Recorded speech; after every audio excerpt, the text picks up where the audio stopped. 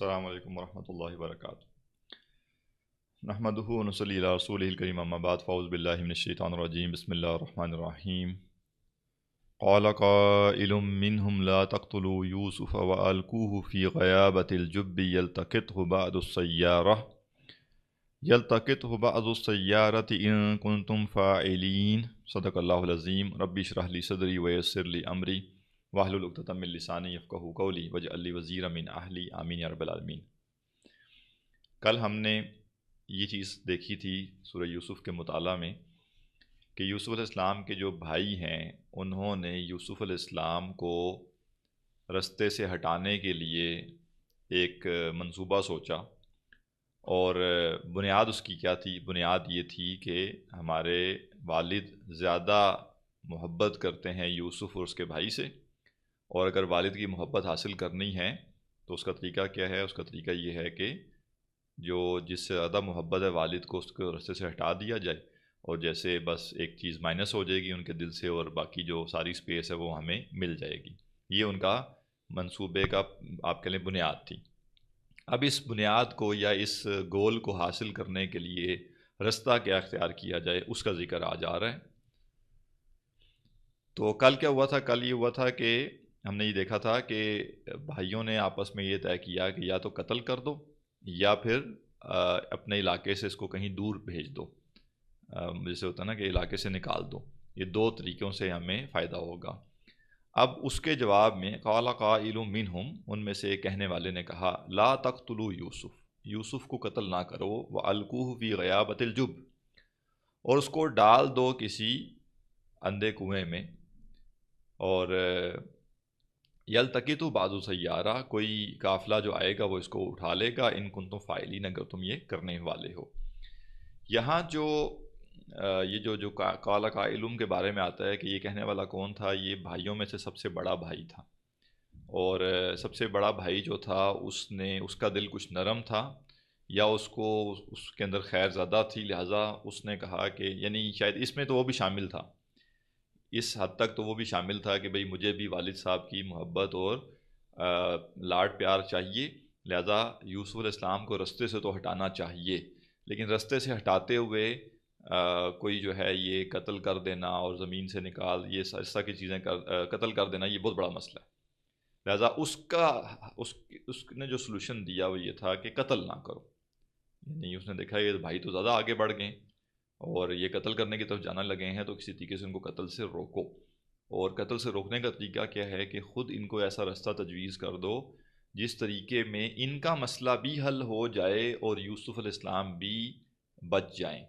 یعنی اگر قتل کر دیں گے تو پھر تو جان سے گئے، لہٰذا، اور اگر یہ بالکل ویسے علاقے سے نکال دیتے ہیں تو اس میں بھی مسئلہ یہ ہے کہ اکیلا بندہ تو اس زمانے میں سفر نہیں کر سکتا تھا، اور جب تک اس کے پاس کوئی قافلہ نہ ہو، جب تک کوئی اس کو آن کرنے والا نہ ہو، تو اکیلا بندہ ٹریول نہیں کر سکتا تھا اس زمانے میں۔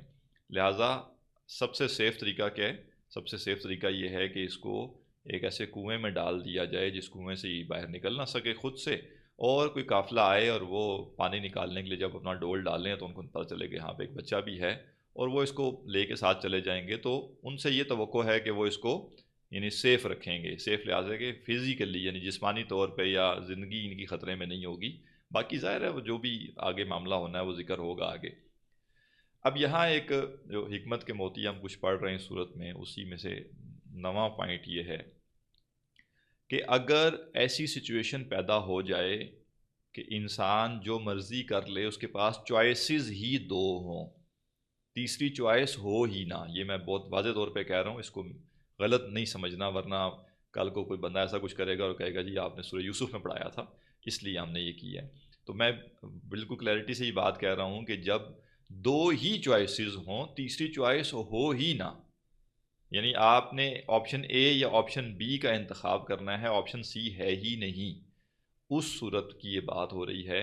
اور جو آپشن اے اور آپشن بی ہیں دونوں میں ہی شر ہو، اگر کوئی ایسی سچویشن پیدا ہو جائے جہاں دونوں آپشنز میں ہی شر ہو اور آپ کے پاس تیسرا آپشن نہ ہو، تو ہمیں دین کی طرف سے جو رہنمائی ملتی ہے وہ یہ ہے کہ جو دو میں سے کم شر والی چیز ہے اس کو اڈاپٹ کیا جائے، تاکہ کم از کم شر سے پوری طرح بچنا ممکن نہیں ہے، تو کم از کم شر سے جتنا بچنا ممکن ہے اتنا تو بچا جائے۔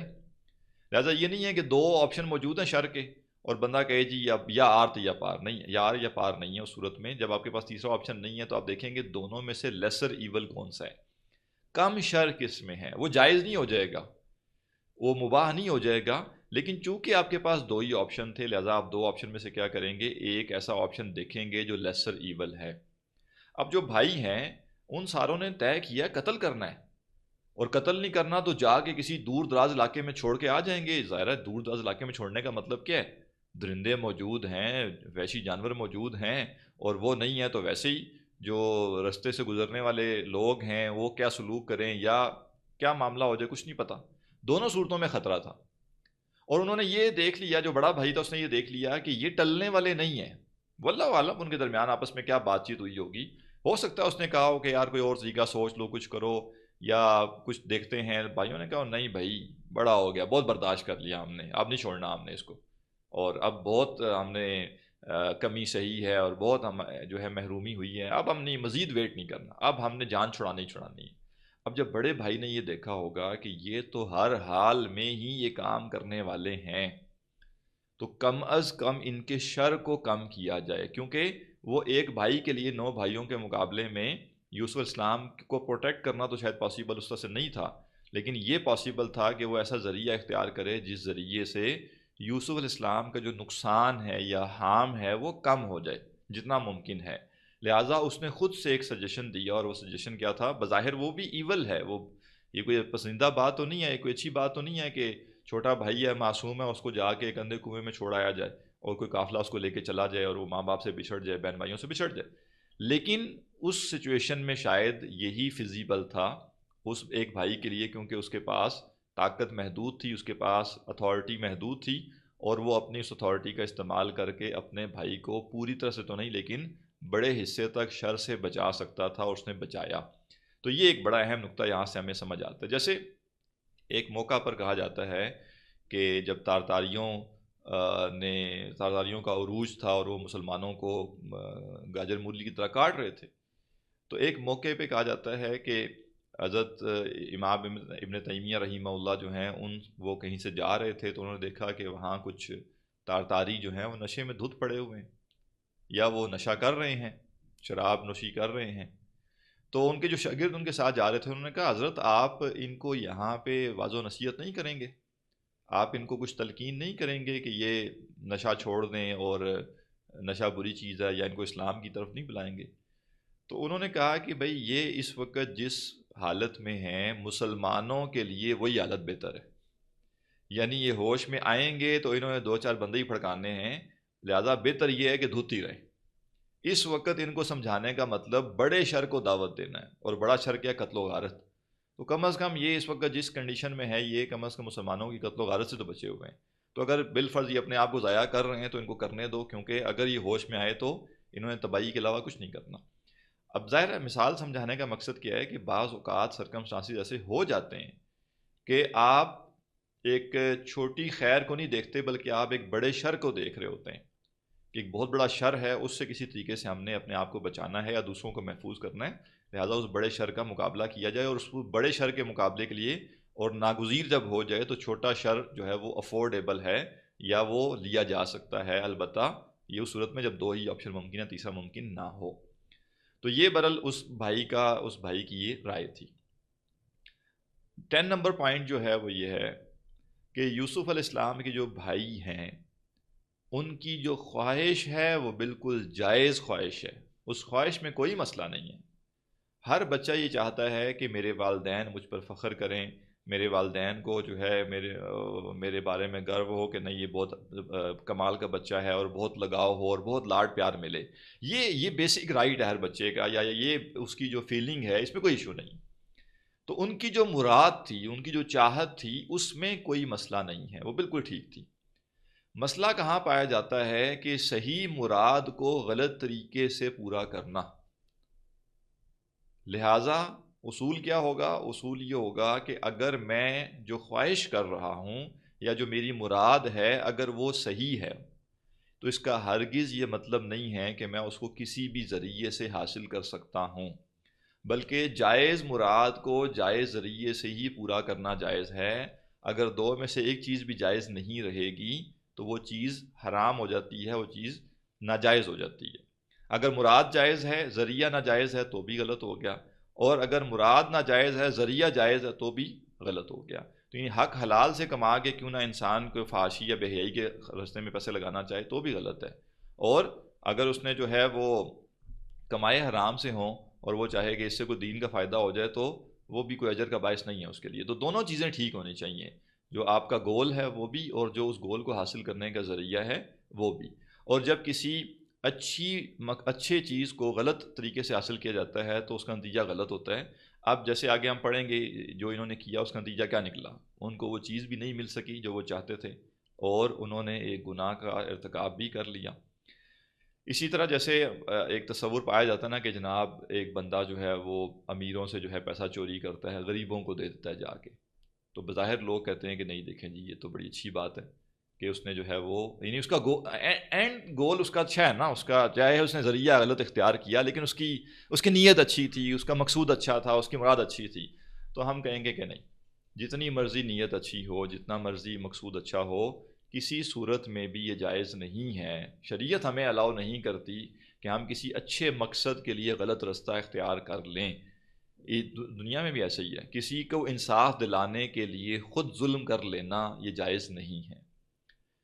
اس کے بعد جو نیکسٹ پوائنٹ ہے اسی کانٹیکس میں، کہ جب انہوں نے یہ طے کیا کہ وہ اپنے بھائی کو لے جائیں اور وہ اس کو ایک اندھے کنویں میں ڈال دیں اور اب اس سے جان چھڑا لیں، تو اس کے پیچھے جو چیز کار فرما تھی وہ کیا ہے؟ حسد۔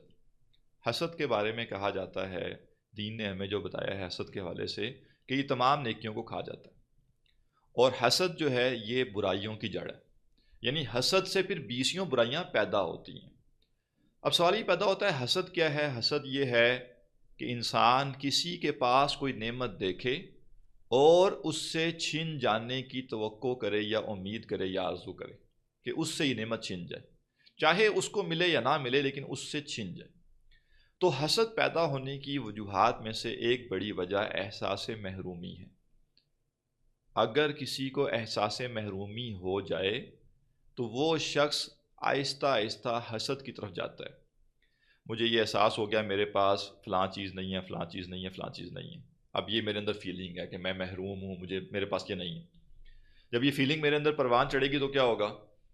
میں دیکھوں گا فلاں کے پاس ہے، فلاں کے پاس ہے، فلاں کے پاس ہے، تو ان کے پاس ہے، میرے پاس نہیں ہے، تو لامحالہ میں یہ سمجھنا شروع کر دوں گا کہ شاید یہ میری تھی جو ان کے پاس چلی گئی ہے، اور یا میرے پاس نہیں ہے تو ان کے پاس کیوں ہے، پھر ان کے پاس بھی نہ ہو۔ تو جو احساس محرومی ہے یہ حسد کو پیدا کرتا ہے، اور حسد جو ہے یہ 20 برائیوں کی جڑ ہے۔ بہت سی دشمنیاں، بہت سی قتل و غارت، بہت سے رشتوں کے اندر آپ کہہ لیں خرابی پیدا ہونے کی بنیاد کیا؟ حسد ہے۔ ایک شخص دوسرے سے حسد کرتا ہے اور حسد کی بنیاد پہ کہاں سے کہاں پہنچ گیا، دشمنی پہ آ گیا، ظلم پہ آمادہ ہو گیا۔ لہٰذا حسد سے بچنا ہے تو کیا کرنا ہوگا؟ اور بھی بہت سے دین نے کام کرنے کو کہیں حسد سے بچنے کے لیے، لیکن اس وقت جو کانٹیکس ہے ہمارا وہ کیا ہے؟ احساس محرومی سے اپنے آپ کو بچانا۔ احساس محرومی سے جو بچانا ہے اس کے 2 درجے ہیں، ایک میں نے اپنے آپ کو احساس محرومی سے بچانا ہے، اور دوسرا میں نے اپنے ارد گرد جو لوگ ہیں ان کو احساس محرومی سے بچانے کی کوشش کرنی ہے۔ ان دونوں پہ الگ الگ کام ہونا چاہیے۔ اپنے آپ کو میں نے جو احساس محرومی سے بچانا ہے اس میں جو سب سے کارگر چیز میرے لیے ہے وہ نمبر 1 یہ ایمان، کہ جس کو اللہ تعالیٰ عطا کرتا ہے اللہ نے وہ اس کے نصیب میں لکھا ہوا تھا، اور اس کو اس کے لکھا ہوا نصیب جو ہے اس میں سے ملا ہے، اور دنیا میں ہر شخص اپنے نصیب کا پا کر جائے گا۔ اگر یہ نقطہ میرے ذہن میں واضح ہے، کلیئر ہے، میرے ایمان کا حصہ ہے، تو مجھے پتا ہے کہ دنیا جہان کو جو مل گیا وہ ان کو ملنا ہی تھا، اور اگر مجھے کچھ نہیں ملا تو وہ نہیں ملنا تھا، اور میرے حصے سے کچھ ان کے پاس نہیں گیا۔ تو یہ ایمان میرا ہونا چاہیے کہ اس دنیا میں جس کو اللہ نے جو عطا کرنا تھا وہی کیا ہے، اور اللہ کی تقسیم جو ہے وہ عدل پر مبنی ہے، انصاف پر مبنی ہے۔ نمبر 2، جہاں زیادہ بات ہماری خراب ہوتی ہے، ہمارا ذہن الجھاؤ کا شکار ہوتا ہے، وہ کیا ہے؟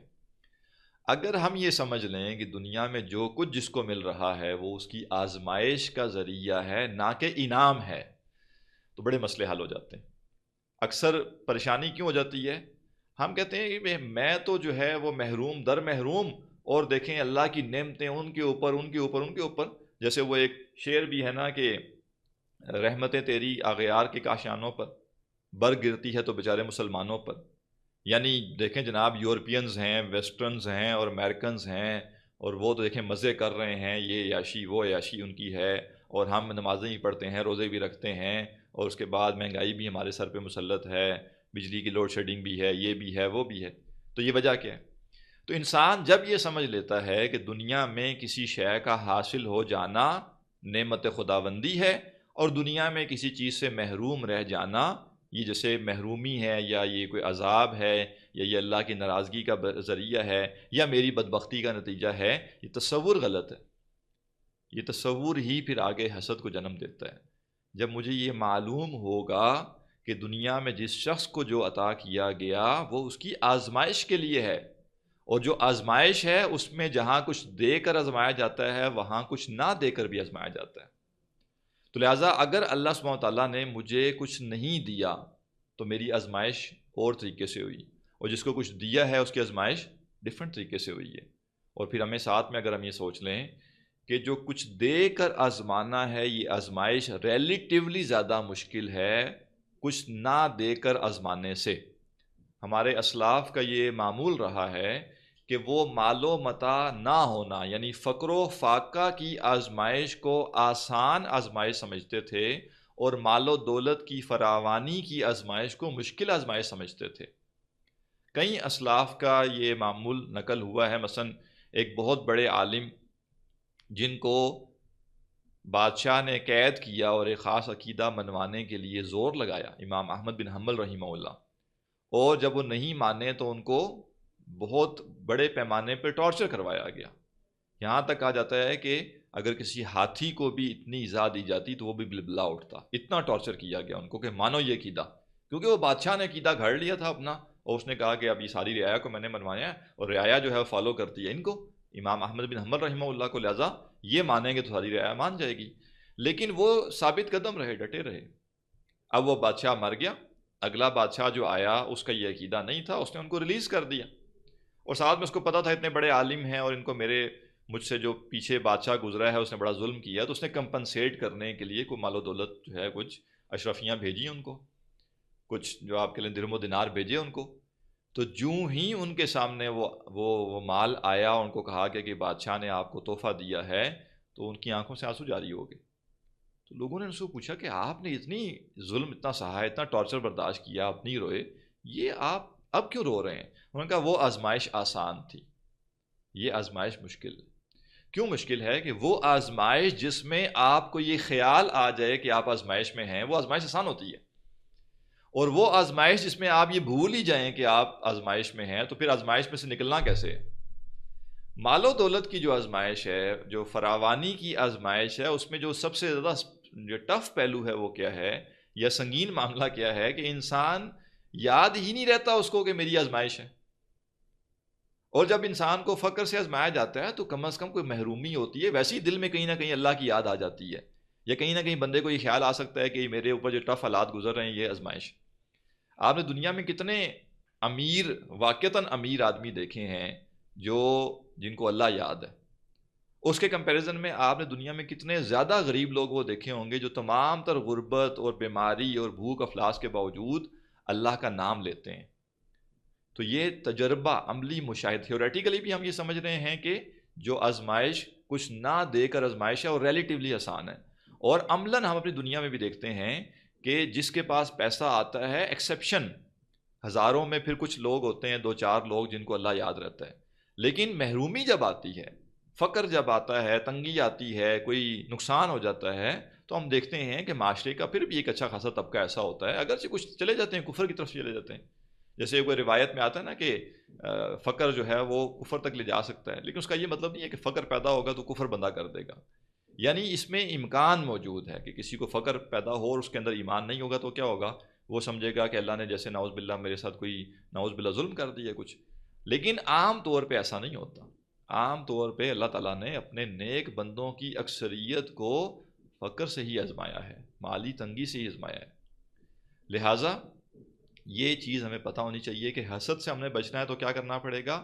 حسد سے بچنے کے لیے نمبر 1 تو یہ ایمان ہونا چاہیے کہ اس دنیا میں جس کو جو مل رہا ہے وہ طے شدہ ہے جو مل رہا ہے، اور وہ مل کے رہنا. اور جس کو کچھ نہیں مل رہا تو اس کے نصیب میں نہیں لکھا تھا تو نہیں مل رہا. اور نمبر 2 جو مل رہا ہے وہ آزمائش کے لیے ہے، اور جیسے جو مل رہا ہے وہ آزمائش کے لیے، ویسے جو نہیں مل رہا وہ بھی آزمائش کے لیے ہے. یہ 2 باتیں اگر ذہن میں راسخ ہو جائیں، اچھے طریقے سے ذہن نشین ہو جائیں، ایمان کا حصہ بن جائیں، ہمارے زندگی کے تصورات کا حصہ بن جائیں، تو بہت امکان ہے کہ حسد جیسی بیماری سے ہم بچ سکیں گے انشاءاللہ. تو یہ نقطہ حسد کے حوالے سے ہم نے یہاں دیکھ لیا.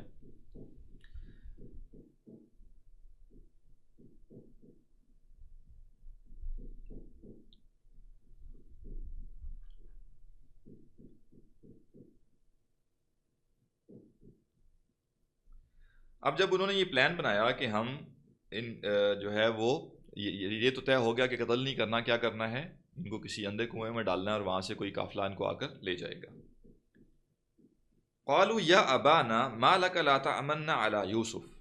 انہوں نے کہا ابا جان کیا مسئلہ ہے آپ کو، آپ ہمارے اوپر اعتبار کیوں نہیں کرتے یوسف علیہ السلام کے معاملے میں. وَإِنَّا لَهُ لَنَاصِحُونَ، ہم تو اس کے بڑے خیر خواہ ہیں. یعنی آپ کوئی مطلب ہمارے ساتھ آپ اتنا زیادہ انسیکیورٹی کیوں ہے، آپ کو اتنے زیادہ آپ کو خدشات کیوں لاحق ہیں. ہم تو بھائی ہے ہمارا، چھوٹا لاڈلا ہے، پیارا بھائی ہے ہمارا، اور ہم اس کی خیرخواہی نہیں کریں گے تو کون کرے گا اس کی خیرخواہی. تو ہمارے ساتھ کوئی بلیو کرے ہم پہ. ارسلہ معنا غدن، اس کو کل ہمارے ساتھ بھیجیے. یرتع ویلعب، کھائے پیے اور کھیلے کودے. وَإِنَّا لَهُ لَحَافِظُونَ، اور بے شک ہم اس کی لازماً حفاظت کرنے والے ہیں. قَالَ إِنَّنِي لَيَحْزُنُنِي أَن تَذْهَبُوا بِهِ، تو حضرت یعقوب نے کہا کہ مجھے یہ بات غمگین کرتی ہے کہ تم اسے لے جاؤ. وَأَخَافُ أَن يَأْكُلَهُ الذِّئْبُ، اور مجھے یہ اندیشہ بھی ہے کہ کہیں کوئی بھیڑیا اس کو نہ کھا جائے. وَأَنْتُمْ عَنْهُ غَافِلُونَ، جبکہ تم اس سے غافل ہو. پہلی بات تو یہ ہے کہ میں اس کو اپنی نظروں سے دور کرنا نہیں چاہتا. تم لے جاؤ، سارا دن یہ باہر رہے، میں چاہتا ہوں میرے پاس رہے، میری آنکھوں کے سامنے رہے، میری آنکھوں کی ٹھنڈک بنا رہے. اور دوسرا تم لے کے جاؤ گے تو مجھے اس بات کا اندیشہ ہے کہ کہیں اس کو بھیڑیے نہ کھا جائیں. قالوا، انہوں نے کہا لئن اکلہ الذئب، اگر اس کو بھیڑیے کھا جائے، اگر اس کو بھیڑیا کھا جائے، ونحن عصبۃ، جبکہ ہم ایک پورا جتھا ہیں، انا اذا لخاسرون، پھر ہم کس کام کے، پھر ہماری کیا وقت ہوئی پیچھے، پھر تو ہم بڑے نقصان اٹھانے والوں میں سے ہیں اگر ایسا ہو جائے. فلما ذهبوا به، اب ظاہر ہے جب انہوں نے بہت زیادہ انسسٹ کیا تو حضرت یعقوب نے یہ جانتے ہوئے بھی کہ ان سے شر کا اندیشہ ہے. اچھا یہاں جو ہے جو خواب تھا حضرت یوسف کا، تو یہ کلیئرٹی نہیں ہے قرآن و سنت میں کہ آیا یوسف علیہ السلام کے خواب کا بھائیوں کو پتہ چل گیا یا نہیں پتہ چلا. بعض اہل علم کہتے ہیں پتہ چل گیا ہوگا اس لیے انہوں نے یہ سارا کچھ کیا ہو گیا، اور بعض کہتے ہیں کہ نہیں، ان کو پتہ نہیں چلا تھا. بلکہ کچھ علماء یہ بھی کہتے ہیں کہ ان کو خواب کا نہیں پتہ چلا تو انہوں نے جا کے کنویں میں ڈالا ہے. اگر ان کو پتہ چل جاتا خواب کا کہ بھئی اس کا تو فیوچر بڑا برائٹ نظر آ رہا ہے خواب کے لحاظ سے، تو پھر وہ کسی صورت بھی قتل کرنے سے پیچھے نہ ہٹتے. تو وہ علماء یہ کہتے ہیں کہ یوسف السلام نے جو خواب نہیں بیان کیا تو اس سے وہ بہت بڑی ایک مصیبت سے انہوں نے اپنے آپ کو بچا لیا. اگرچہ پھر بھی انہیں ایک مشکل سے گزرنا پڑا، لیکن بڑی مصیبت سے کم از کم وہ بچ گئے، ورنہ ان کو قتل کر دیا جاتا اگر وہ اپنا خواب بیان کر دیتے بھائیوں کے سامنے. تو برحال حضرت یعقوب نے ان کو دیکھا کہ یہ بازد ہیں اور ان کو جو ہے لے جانے دینا چاہیے، تو انہوں نے الاؤ کر دیا. فلما ذهبوا به، جب وہ لے گئے، واجمعوا، اور انہوں نے اس بات پر اتفاق کر لیا. یعنی جیسے لے جانے کے بعد بھی شاید کچھ کھٹ پٹ رہی، کسی نے کوئی کہا ہوگا کہ نہیں قتل ہی کرنا ہے، کسی نے کہا کچھ اور، لیکن کرتے کراتے بات جو غالب ہو گئی، جس پہ ساروں نے اتفاق بالآخر کر لیا، وہ کیا تھا، ان یجعلوہ فی غیابۃ الجب، کہ اس کو وہ اندھے کنویں میں ڈال دیں گے. وَأَوْحَيْنَا إِلَيْهِ، اور ہم نے وحی کی یوسف علیہ السلام کی طرف، لَتُنَبِّئَنَّهُمْ بِأَمْرِهِمْ هَٰذَا، تم انہیں لازماً ان کے اس معاملے کی خبر دو گے، وَهُمْ لَا يَشْعُرُونَ، جبکہ یہ شعور نہیں رکھتے ہوں گے. اب وہ فیصلہ جب ہو گیا کہ کنویں میں ڈالا جائے گا تو وہ لے گئے اور لے جا کے انہوں نے یوسف علیہ السلام کو کنویں میں ڈال دیا، اور کنویں میں ڈال کے وہ لوگ واپس آئے، آگے اس کا ذکر آئے گا۔ اور ظاہر ہے یہ بات بھی ہمارے پاس ایگزیکٹ موجود نہیں ہے کہ یوسف علیہ السلام کتنا وقت کنویں میں رہے، لیکن ظاہر ہے ایک obvious سی بات ہے کہ ایک ایسا کنواں تھا جہاں ہر وقت گزر بسر تو ہے نہیں، اور قافلے بھی روز تو نہیں آ رہے ہوتے، لہذا اس بات کا امکان ہے کہ کئی دن یوسف علیہ السلام کو اس کنویں میں رہنا پڑا ہو۔ اور اللہ سبحانہ و تعالیٰ کی جو سنت ہے اس کو اگر ہم دیکھیں تو اس سے بھی یہ اندازہ ہوتا ہے کہ اللہ تعالیٰ جن کو بلند مقام عطا کرنا چاہتا ہے ان کو ذرا مشکل آزمائش سے گزارتا ہے، ان کو پھر ایزی آزمائش سے نہیں گزارا جاتا۔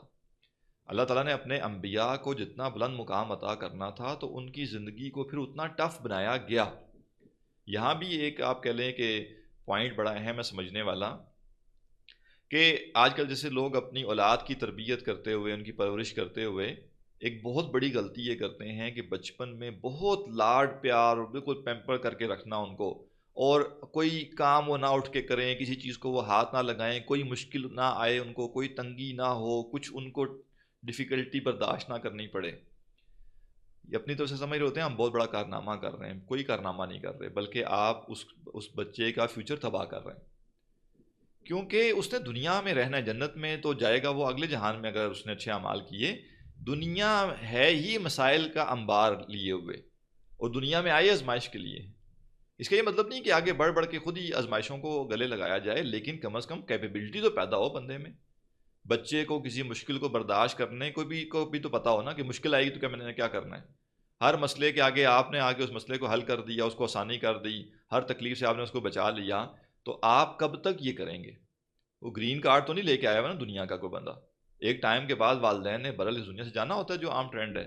تو اکثر پھر ایسے بچوں کو دیکھا گیا ہے کہ 35 سال 40 سال عمر ہو جاتی ہے ان کی، اور ان کو مسائل فیس کرنا آتے ہی نہیں ہوتے، چیلنجز برداشت کرنے کا ان کو پتہ ہی نہیں ہوتا، اور دنیا میں تنگی کے ساتھ کیسے رہنا ہے اس کا ان کو پتہ ہی نہیں ہوتا، اور بالکل۔ اور یہ دیکھیں نا آج کل ایک عجیب سے وبا پھیلی ہوئی ہے، ڈپریشن، انگزائٹی، اور یہ اور وہ۔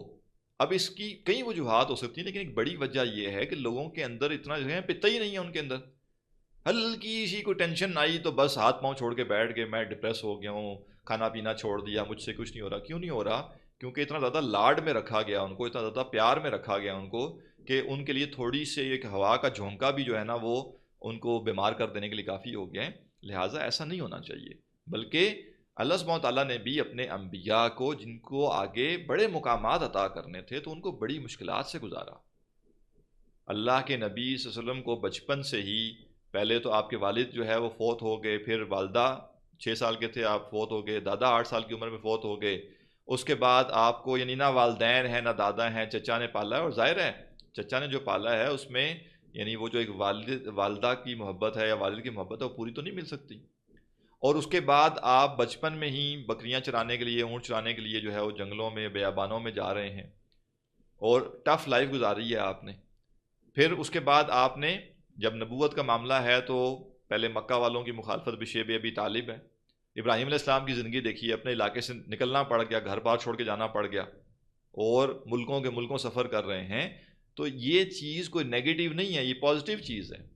اللہ تعالیٰ مشکلات سے، اب اللہ تعالیٰ جن کو بلند رتبے عطا کرنا چاہتے ہیں ان کو مشکلات سے گزارتا ہے، تاکہ یہ ٹرین ہو سکیں، تاکہ ان کے اندر کیپیبلٹی پیدا ہو سکے، اور تاکہ یہ اپنے آپ کو ثابت کریں تو ان کو اگلا مقام دیا جائے، پھر اسے اگلا مقام دیا جائے۔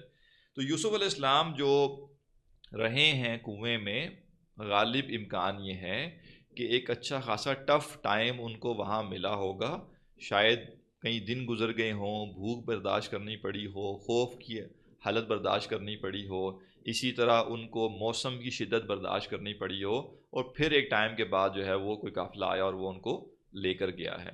تو یہ برل کچھ نکات تھے آج کی کلاس کے، اگر کوئی سوال ہو تو آپ کر لیجئے، اس کے بعد کلاس کو ہم مکمل کرتے ہیں۔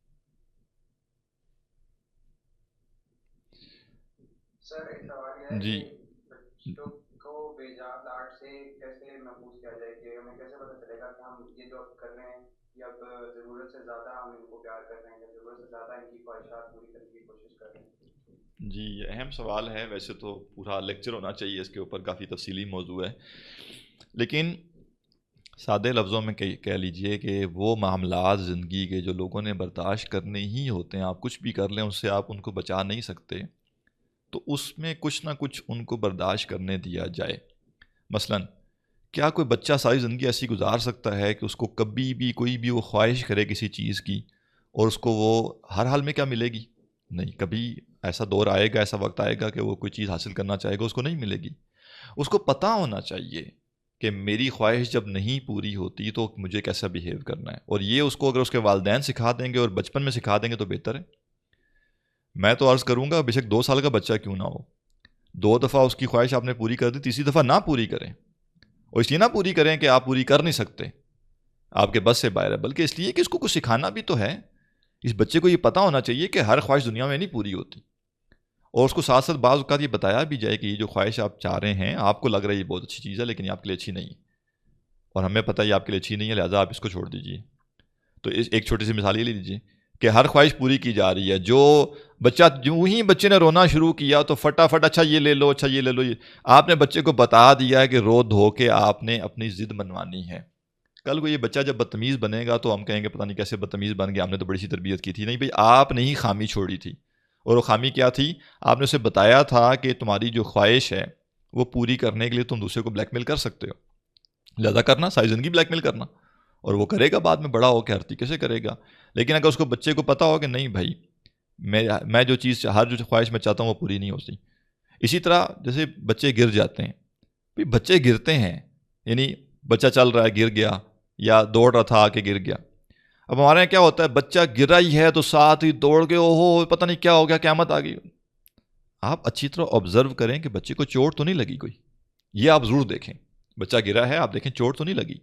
اگر آپ کو نظر آ رہا ہے چوٹ لگ گئی ہے اس کو، وہ تھوڑا سا اندازہ ہو جاتا ہے جو پیرنٹس ہوتے ہیں ان کو کہ آیا اس کو واقعتاً کو چوٹ لگی ہے کہ نہیں۔ تو اگر آپ کو لگے نا کہ چوٹ نہیں لگی، اس کو صرف گرا ہے، تو وہ روئے گا، بچہ تو روئے گا ظاہر ہے، اور آپ اگنور کر دیں، یہ بالکل محسوس ہی نہ کریں کہ اس کو کچھ ہوا ہے۔ یہ باپ کی اسسمنٹ ہے کہ اس کو چوٹ واقعتاً سیریس چوٹ لگی ہے یا نہیں لگی۔ اچھا، اس کی ایک علامت بھی ہے، اگر اس کو کوئی چوٹ لگی ہوگی سیریس چوٹ، تو وہ چپ نہیں کرے گا، آپ کے اگنور کرنے کے باوجود چپ نہیں کرے گا، کیونکہ اس کو واقعتاً پین ہو رہا ہے اور وہ اس پین کو اوور کم کرنے کے لیے روئے گا۔ لیکن اگر اس کو واقعتاً چوٹ نہیں لگی تو وہ ایک مس ہیپ ہونے پہ رویا تھا، 3 4 5 6 سیکنڈ بعد اس کو سمجھ آ جائے گا کچھ نہیں ہوا، وہ ایک غلط فہمی اس کو ہوتی ہے کہ پتہ نہیں کچھ کیا ہو گیا ایک دم سے، لیکن جب وہ فیل کرتا ہے کہ نہیں کوئی پینشن نہیں ہو رہا، کچھ نہیں ہو رہا، تو بچہ چپ کر جاتا ہے۔ لیکن اب اگر وہ دیکھتا ہے کہ میں گرا ہوں اور آ کے والد نے اٹھا لیا اور وہ لاڈ کر رہے ہیں، اب وہ چوڑا ہو جاتا ہے اور وہ اور روتا ہے، اور زور سے روتا ہے، پھر وہ کہتا ہے کہ نہیں اب تو جو میرا درد ہے نا یہ تو ٹافی کے ساتھ ہی جائے گا، چاکلیٹ کے بغیر تو یہ درد نہیں جائے گا، پھر وہ اپنی میڈیسن جو ہے نا پرسکرائب کرنا شروع کر دیتا ہے۔ تو یہ کیوں ہوتا ہے؟ کیونکہ اس کو نظر آ رہا ہوتا ہے کہ مجھے اٹینشن مل رہی ہے اور میں اور رہوں گا مجھے اور اٹینشن ملے گی۔ تو کئی لوگوں نے یہ پریکٹس کر کے دیکھی ہے، چلتے پھرتے روز بچے گرتے ہیں، روز تو نہیں ہڈی ٹوٹ سکتی، اور روز تو نہیں کوئی زیادہ بڑا مسئلہ ہو سکتا ہے، ہاں کبھی ہو بھی جاتا ہے، بچہ زیادہ سختی سے گرتا ہے اور اس کو کوئی ہڈی کو ڈیمیج ہو جاتا ہے، یا کوئی سکن کے اوپر نظر آ رہا ہوتا ہے کہ بلڈ نکل رہا ہے، وہ ایک اور چیز ہے۔ تو لہٰذا جب آپ یہ کریں گے تو آہستہ آہستہ بچے کو یہ پتہ ہوگا کہ نہیں، یہ گرنا کوئی بڑی بات نہیں ہے، اور بندہ گر جائے تو اٹھ کے چل پڑنا چاہیے اس کو۔ تو اس طرح سے کئی اور چیزیں ہیں زندگی کی جس میں اسی طرح خاص طور پہ جو ایک چیز میں عرض کروں گا کہ بچوں کو کچھ ٹاسک دیا کریں، کچھ ان کو ذہن پہ ٹینشن ڈالنے دیں کہ بھئی یہ کام ہے تم نے پورا کرنا ہے، اور وہ نہیں پورا کر پا رہا چھوڑ دیں اس کو، نہیں زور لگانے دیں اس کو آپشن تو ایکسپلور کرنے دیں، اس کو ذہن پہ زور تو ڈالنے دیں کہ یہ کیا کیا کیا جا سکتا ہے۔ آپ نے فوراً جا کے ہیلپ کر دی، یہ ایسے ہو جائے گا، یہ ایسے ہو جائے گا، بچے کو یہ سمجھ آ گیا کہ بھئی دنیا میں جب کوئی مسئلہ پیش آئے گا میں نے نہیں سوچنا کہ یہ کیسے حل کروں گا، میں کوئی ایکسٹرنل مجھے ہیلپ ملے گی تو میں اس سے اس کو دور کروں گا۔ تو پھر یہ بچہ محتاج ہو جاتا ہے ساری زندگی کے لیے، اپاہج بن جاتا ہے ذہنی طور پہ کہ جی بس ہر دفعہ کوئی آئے اور مجھے ریسکیو کرے، اور کسی مسئلے میں بھی وہ ہاتھ پاؤں چھوڑ کے بیٹھ جاتا ہے۔ لیکن جب آپ بچے کو کہتے ہیں نہیں یہ کام تم نے کرنا ہے، نہیں ہو رہا ہوتا، اسے کہ نہیں سوچو بھائی کیسے کرنا ہے، کر کے آنا ہے تم نے یہ کام۔ اب بچہ سوچے گا، آپشن ایکسپلور کرے گا، آبزرو کرے گا، تو اس کی صلاحیتیں جو ہیں وہ بہتر ہوں گی۔ جی سوال ہے، خواب دیکھتے وقت یوسف السلام کی عمر 12 سال تھی، تو کنویں میں جب ڈالا گیا تو تب ان کی عمر کتنی تھی؟ اور خواب پہلے آیا تھا؟ جی ظاہر ہے خواب پہلے آیا ہے، یہ کنویں میں ڈالنے والا معاملہ بعد میں. البتہ ہمارے پاس ایسا ہسٹوریکل ریکارڈ نہیں ہے کہ ایگزیکٹ کیا ایج تھی ان کی، کتنا گیپ تھا بیچ میں، کچھ مہینوں کا گیپ بھی ہو سکتا ہے، 1-2 سالوں کا گیپ بھی ہو سکتا ہے، لیکن یہ ہمیں پتہ ہے کہ بہت بڑی عمر نہیں تھی. یعنی اگر 12 سال کی عمر میں خواب دیکھا ہے تو 13 سال کی عمر میں، 14 سال کی عمر میں یہ کام ہو گیا، یعنی 1-2 سال کے اندر ہو گیا ہوگا. اگین یہ گمان، اور کوئی ایسی اور آگے وہ لفظ بھی آ رہا ہے نا، غلام. غلام کا لفظ وہ بڑے بندے کے لیے استعمال نہیں ہوتا، یعنی وہ ٹین ایجر کے لیے استعمال ہوتا ہے. تو یعنی وہ ٹینز میں تھے اپنے جب ان کو کنویں میں ڈالا گیا.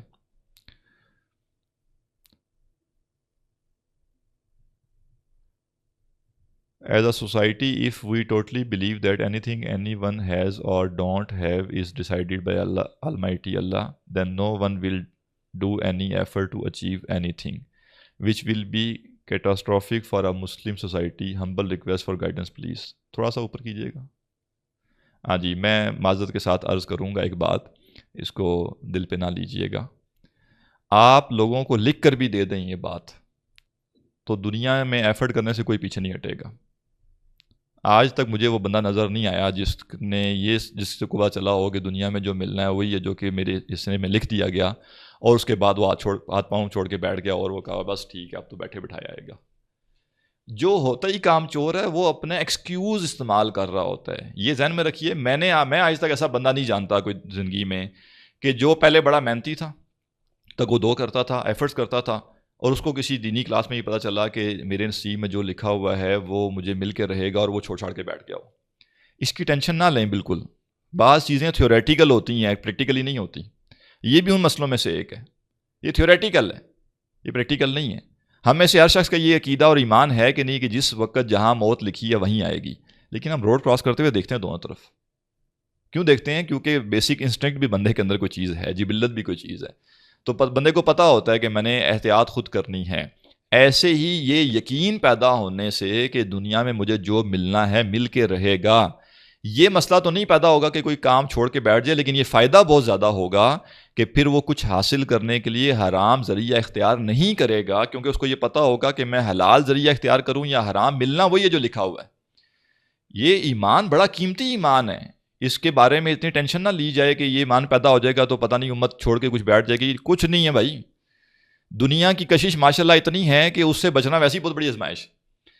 آپ کسی کو سمجھا کے دنیا سے پیچھے نہیں دین سے پیچھے ہٹایا جا سکتا ہے بڑے آرام سے. دنیا میں اور اس کو کھبا دیں تو وہ دین سے بڑے جلدی پیچھے ہٹ جائے گا، یا آپ دین کے ساتھ جوڑنے کے لیے پکڑا ہوا ہلکا سا لوز کریں گے نکل جائے گا. لیکن دنیا کے بارے میں قطعاً ٹینشن نہیں لینی. کوئی وہ ہمارے استاد جو تھے وہ یعنی وہ اس طرح کا ایک جملہ بولا کرتے تھے کہ بھئی گھبرانے کی ضرورت نہیں ہے، ٹھیک ہے نا. تو یعنی دنیا کے بارے میں ہمیں قطعاً یہ پریشانی نہیں ہونی چاہیے کہ کہیں کوئی دنیا چھوڑ ہی نہ بیٹھے، ہو ہی نہ جائے کہیں. یہ امت اس وقت جس حالت میں ہے، اس کی تو ضرورت ہے کہ دنیا سے کچھ پیچھے ہٹیں. پاگل ہوئے ہیں دنیا کے پیچھے، اندھے ہو گئے ہیں دنیا کے پیچھے، دین کو جو ہے قربان کرنے کے لیے تیار بیٹھے ہوئے ہیں. اس وقت کرنے کا کام یہ نہیں ہے کہ ہم یہ ٹینشن لے کے بیٹھے ہیں کہ او ہو ان کو اگر ایمان بتا دیا تو پتہ نہیں یہ سارا کچھ چھوڑ چھاڑ کے نہ بیٹھ جائیں. نہیں، دنیا کے لیے کوئی کچھ چھوڑ چھاڑ کے نہیں بیٹھتا. ہاں، دین سے پیچھے ہٹنے کے لیے تیار بیٹھے ہوئے ہیں سارے. لہٰذا یہ ایمان مقصود ہے. تمام صحابہ کا یہ ایمان تھا، اور کوئی صحابی اس بنیاد کے اوپر اپنے دنیا کے معاملات چھوڑ کے نہیں بیٹھے. ہاں، یہ ضرور ہوا کہ دنیا کے پیچھے جو دوڑ ہوتی ہے وہ کم ہو گئی اور وہ محدود ہو گئی، اور دنیا کے لیے اتنی ہی کھپت کی جتنی کرنی چاہیے تھی، اور ناجائز ذرائع سے دنیا حاصل کرنے کی کوشش نہیں کی گئی. تو اس ایمان کے جو پروز ہیں وہ بہت زیادہ ہیں. کونز میں نے عرض کر دیا کہ جو ناکارہ شخص ہے جس نے ویسے ہی کچھ نہیں کرنا، وہ پہلے بھی جو ہے کچھ نہیں کر رہا ہوتا، کہیں سے کسی مولوی کی بات اس کے کان میں پڑ جاتی ہے، وہ کہتا ہاں دیکھا نا بھائی میں نے نہیں کہا تھا، میں تو یہ سمجھتا ہوں کہ جی میرے نصیب میں جو لکھا ہے وہ آ جائے گا. لیکن آتا اس کے نصیب میں بھی لکھا ہوا ہے پھر بھی. یعنی اگر کوئی چھوڑ کے ہی بیٹھ جائے، آپ آزما کے دیکھ لیجئے، کوئی بندہ سب کچھ چھوڑ کے بھی بیٹھ جائے گا نا، جو اس کے نصیب میں لکھا ہے مل کے رہے گا اس کو. یہ ہو ہی نہیں سکتا کہ وہ جو اس کے نصیب میں لکھا ہوا ہے اس کو نہ مل کے رہے، اور چاہے جیسے مرضی ملے. تو ہمیں دین یہ بتاتا ہے کہ ٹینشن دنیا کی نہیں لینی، ٹینشن آخرت کی لینی ہے. لہٰذا یہاں پہ بھی یہی ہے کہ ٹینشن آخرت کی لینی ہے ہم نے. دنیا ہماری ہمیں مل کے رہے گی، نہ ہم ناجائز ذریعہ اختیار کریں گے پانے کے لیے، نہ ہم دن رات ایک کریں گے اس کو پانے کے لیے. آپ 24 گھنٹے کام کریں، 12 گھنٹے کریں، 6 گھنٹے کریں، جو ملنا وہی مل کے رہے گا. اور ہمارے سامنے عملی مثالیں موجود ہیں ایسے لوگوں کی جنہوں نے طے کیا کہ نہیں دنیا کے لیے بس جتنا کھپنا ہے اتنا ہی کھپیں گے, ضرورت کے تحت بس زیادہ نہیں کریں گے. اللہ نے ان کو بھی دے دیا اور بہت اچھا دے دیا, اور ہم ان کو بھی دیکھتے ہیں صبح سے لے کے رات تک دوڑے لگا رہے ہیں, آج یہ ٹرائی کر رہے ہیں, کل وہ ٹرائی کر رہے ہیں, بڑی محنت کر رہے ہیں, لیکن نہیں مل رہا. تو لہٰذا یہ ایمان کا جو ہے یہ بنیادی ایمان میں سے ہے اور زندگی کو سیدھا کرنے والی چیزوں میں سے ایک ہے, لہٰذا اس میں کوئی کمپرومائز نہیں ہونا چاہیے.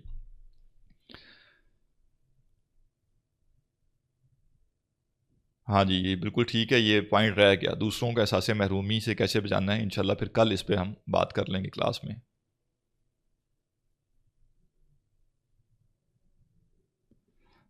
دعا کی کیا اہمیت ہے آزمائش کے وقت؟ جی, دعا کی یہی اہمیت ہے کہ انسان اللہ سبحانہ تعالیٰ سے اس مشکل کو برداشت کرنے کے لیے ہیلپ مانگتا ہے کہ اللہ یہ آزمائش آئی ہے, میں اپنے آپ کو اتنا کیپیبل نہیں پاتا کہ میں اس آزمائش میں کامیاب ہو سکوں, تو خاص مدد فرما میری, اور مجھے تو اس آزمائش میں کامیاب فرما, اور میرے اوپر کوئی ایسی آزمائش نہ آئے جس کو سہنے کی طاقت میرے اندر نہیں ہے. How to identify hasad in others and also in our own selves before preventing as per explained by Aslaf in the light of Quran و Sunnah. جی اب کل ہی آگے بات کریں گے ورنہ پھر کام لمبا ہو جائے گا, 5 بج گئے پہلے ہی. آخری اور کیا سوال ہے؟ بھائیوں میں سے وہ بھائی کون سی والدہ سے تھے جو یوسف کے فیور میں کم شر والی چیز سلیکٹ کر رہے تھے؟ ان کا نام کہاں سے پتہ چل سکتا ہے ایتھنٹک ہسٹری کے لیے؟ ہاں, میں معذرت کے ساتھ اگین یہ کلاس ہے, اور کلاس میں ذہن میں رکھیے گا کہ تربیت ایک مقصود چیز ہوتی ہے. بعض اوقات لوگ کہتے ہیں کہ جی آپ بڑی میٹھی میٹھی باتیں ساری کیا کریں, لیکن بات یہ ہے کہ پھر آپ میں اگلے بندے کی ذہن سازی کیسے ہو پائے گی. تو لہذا بعض باتیں جو کہ صرف اس میں سختی اس لیے پیدا کی جاتی ہے کہ آپ اس کو سمجھیں کہ مسئلہ کتنا سویر ہے. ان چیزوں کے پیچھے نہ جائیں. یہ اچھا مزاج نہیں ہے علم کے لیے کہ ہم ڈیٹا اورینٹیڈ ہو جائیں. اچھا جی 12 سال 3 مہینے ان کی ایج تھی, اچھا یہ تاریخ پیدائش تھی, اچھا جو کنواں تھا وہ گھر سے 1.5 کلومیٹر دور تھا, اچھا اس کی چوڑائی 12 فٹ تھی, اس کی چوڑائی 18 فٹ تھی, اچھا وہ گہرائی کتنی ہوگی اس کی, نہیں 30 فٹ گہرائی تھی, اس میں پانی تھا نہیں تھا تو صاف تھا یا گندا تھا, وہ جو ڈول آیا تھا آیا اس ڈول میں وہ بیٹھ کے اوپر آئے تھے یا لٹک کے آئے تھے اس کے اوپر. یہ چیزیں کوشش کریں اپنے مزاج کو ایسے بدلیں علم کے معاملے میں کہ جیسے ہم نے بات کی تھی انفارمیشن کے بارے میں, کہ وہ انفارمیشن جو یوزفل ہو, جو رزلٹ اورینٹیڈ ہو, ہماری طلب اور حرص اس کے لیے ہونی چاہیے. تو لہٰذا اب ذکر موجود ہے, یہوا یہودا اس طرح کے نام موجود ہیں بڑے بھائی کے, لیکن کوئی اگین وہی اسرائیلیات ہیں, اسرائیلیات میں موجود ہیں. اچھا اب سوال یہ جی کس ماں سے تھے؟ اب ظاہر ہے اس کے لیے پھر آپ جائیں گے اسرائیلیات میں, پہلے دیکھیں گے کہ یوسف اسلام کی باقی یعقوب کی باقی بیویاں جو تھیں ان کے نام کیا تھے, اور ان میں سے یہ کتنے بچے کا. اب یہ کہ وقت کا ضیاع ہے. قرآن و سنت نے جب ہمیں ان چیزوں سے بچایا ہے, اس کا مطلب ہم نے ان سے بچنا ہے. تو یہ انفارمیشن بہت بیسک سی ٹھیک ہوتی ہے تاکہ ایک سینس بن جائے اسٹوری کی, اس سے زیادہ نہیں. یعنی بیسک سی چند باتیں بالکل بنیادی سی جس سے ایک اسٹوری بلڈ ہونا شروع ہو جائے, بس اتنا کافی ہوتا ہے. اس سے آگے نا ہمارا انٹرسٹ نہیں ہونا چاہیے کہ مائنر ڈیٹیلز میں ہم جائیں اور چیزوں کو ہم جو ہے وہ دیکھیں اور ڈیٹا اکٹھا کر لیں بہت زیادہ. تو لہٰذا یہ چیز کہ بھائی وہ کس ماں سے تھا اور جو بیویاں تھیں ان کے نام کیا تھے اور اس کی بندے کی ایگزیکٹ ایج کتنی تھی اور کیا وہ واقعتاً سب سے بڑا تھا یا سیکنڈ نمبر والا تھا, اور یا باقی 10 بھائیوں کے نام کیا تھے, یہ وہ ڈیٹا ہے جس کا یوسف الاسلام کے پورے قصے سے کوئی خاص فائدہ کوئی لینا دینا نہیں ہے, کوئی اس میں عبرت کی چیز نہیں. تو لہٰذا اس سے اوائڈ کریں. میرے علم میں بھی نہیں ہے, نہ میں اس کے پیچھے پڑھا ہوں, نہ پڑھنے کی ضرورت ہے کہ ان چیزوں کو ڈیٹا دیکھا جائے, اکٹھا کیا جائے. جی مزید سوال ہیں؟ جی السلام علیکم. بس میں نے جی یہی کہنا تھا کہ جو بھی آپ نے پیچھے بات کی تھی کہ لاڈ جب بہت زیادہ کیا جاتا ہے تو بچے جو ہیں وہ اپنی لائف کے لیے تیار نہیں ہو پاتے اور وہ چیلنجز کو فیس نہیں کر سکتے. تو میں نے اپنی لائف میں یہ آبزرو کیا ہے کہ کچھ لوگ جو ہے وہ حد سے زیادہ سختی بھی کرتے ہیں بچوں کے ساتھ, ان کو غلطی کی گنجائش بالکل نہیں دیتے. اس کی وجہ سے بچوں کا کانفیڈینس بھی شٹر ہو جاتا ہے, وہ بھی اپنی جو لائف ہے اس کے لیے وہ بالکل بھی نہیں رہتے اپروپریٹ, وہ نہیں رہتے, تیار نہیں رہتے اس لحاظ سے. ہاں جی ٹھیک ہے. دیکھیں مسئلہ وہی ہے کہ لوگ ایک انتہا سے نکل کے دوسری انتہا پہ چلے جاتے ہیں. تو دوسری انتہا پہ بھی نہیں جانا چاہیے کہ بچوں کو اتنا زیادہ سختی کا عادی کر دیا جائے کہ ان کی زندگی میں کوئی آسانی ہو ہی نہ. یہ بھی غیر فطری ہے نا. یعنی بندے نے نہ پوری زندگی ساری سختی دیکھنی ہے اور نہ پوری زندگی اس نے آسانی دیکھنی ہے، اس نے ملا جلا معاملہ دیکھنا ہے، اور زندگی اسی طرح ہے، یعنی آسانی کے بعد تنگی ہے، تنگی کے بعد آسانی ہے، زندگی اسی کا نام ہے. تو لہذا اعتدال کرنا چاہیے اس میں، اور نہ اس انتہا پہ جائیں کہ کوئی مسئلہ پیش نہ آئے بچوں کو، اور نہ اس انتہا پہ جائیں کہ ہر مسئلہ ان کو لازمی فیس کرنا پڑے اور ہر چیز ان کو ہر چیز سے محروم کر کے دیکھنا ہے اور یہ کرنا ہے، تو یہ بھی دوسری انتہا ہو جائے گی. ایک درمیان میں اعتدال کا درجہ ہونا چاہیے، یہی مناسب ہے.